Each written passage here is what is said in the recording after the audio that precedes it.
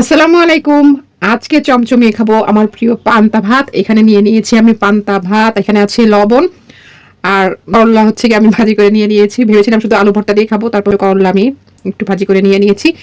পেঁয়াজ, নাগামরিচ আর হচ্ছে গিয়ে কাঁচা মরিচ আর শুকনা মরিচ।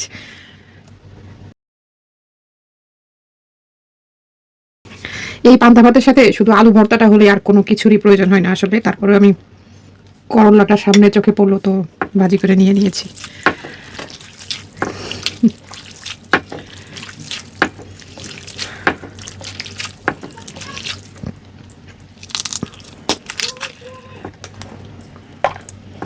কাঁচা মরিচটা দিয়ে যখন পান্তা ভাত মাখানো হয় না, এত সুন্দর এটা ঘ্রাণ বের হয়।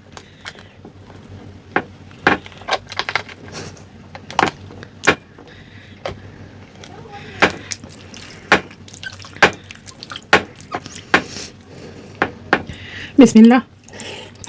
হুম।